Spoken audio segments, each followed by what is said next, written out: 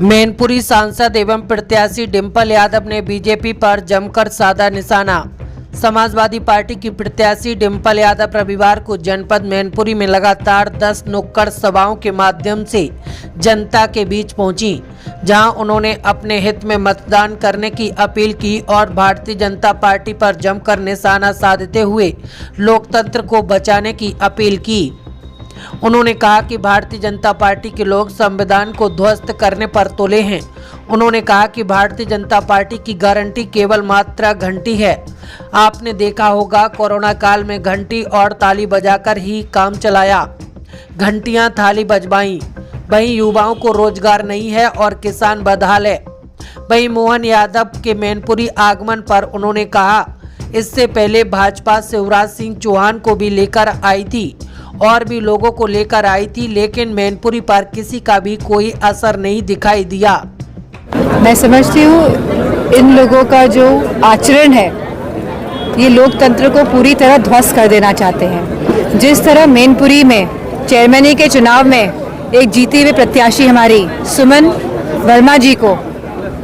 वर्मा राजपूत जी को और कमल वर्मा जी को हराया गया और रात को 3-3 बजे तक 4-4 बजे तक जो वोट की गिनती खींची गई, तो ये कहाँ का संविधान में प्रावधान है कि आप रात को 4 बजे तक वोटिंग करें, वोट गिने और आप दुर्व्यवहार करें। तो मैं समझती हूँ इस दुर्व्यवहारी सरकार को जो सभी समाजों का अपमान करती है, इसको हटाने का समय अब आ गया है। मैं घोषणा पत्र को बता रहे हैं कि झुंझुना है, विपक्ष का जो घोषणा पत्र है वो झुंझुना है। मैं समझती हूँ इनकी जो गारंटी है वो घंटी है और लगातार इन लोगों ने घंटियां ही बजवाई हैं, चाहे वो थालियां हो। हमने देखा किस तरह जब कोविड टाइम्स था तो इन लोगों ने खाली थालियां बजवाई, वो भी खाली थालियां बजवाई। अब पूरा देश खालीपन महसूस कर रहा है, रोजगार नहीं है, किसान बदहाल व्यवस्था में है।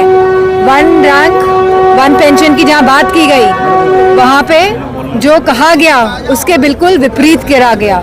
जहाँ जवानों की हालत देख लीजिए आप, अग्निवीर जैसे योजनाएं लाके ये खाली युवाओं का शोषण करने की योजना बना रहे हैं। आपने जो चुनाव की बात की अभी, नगर पालिका चुनाव की, जिसमें गड़बड़ी हुई, ये इस चुनाव में ऐसी गड़बड़ी ना हो, इसके लिए क्या तैयारी की है आपने? हमारी पूरी तैयारी है और हम यह भरोसा रखते हैं और जताते हैं कि इलेक्शन कमीशन भी इस तरह की गड़बड़ियों में साथ देगा। जगवीर सिंह तोड़फोड़ करने में बहुत ज़्यादा माहिर बताए जाते हैं। अभी आज ही जो नेताजी के राजनीतिक पूरी बीजेपी ही तोड़फोड़ करने में ही हमेशा रहती है और ये इन लोगों की तो ड्राई क्लीनिंग एजेंसी चलती है। भ्रष्टाचारी लोग इनकी पार्टी में आने के बाद उज्जवल होकर निकलते हैं बिना दाग के। तो मैं समझती हूँ अब लोग समझ गए हैं किस तरह बॉन्ड्स का जो पर्दाफाश हुआ है, जो चंदे के माध्यम से इन्होंने वसूली करी है, तो पूरे देश को समझ आ गया है कि भ्रष्टाचारी कौन है। अच्छा मैडम, उपचुनाव को और इस चुनाव को, इसमें आप क्या अंतर पाती हैं? क्योंकि उस समय पूरी लॉबी जो आपके साथ में थी, लेकिन अब इस टाइम अकेले आप पूरा हैंडल कर रही हैं, एक ही दिन में 10-10 सभाएं वगैरह कर रही हैं, किस तरीके से? नहीं, अच्छा है, बहुत कुछ सीखने को भी मिल रहा है मुझे और लोगों का लगातार समर्थन मिल रहा है।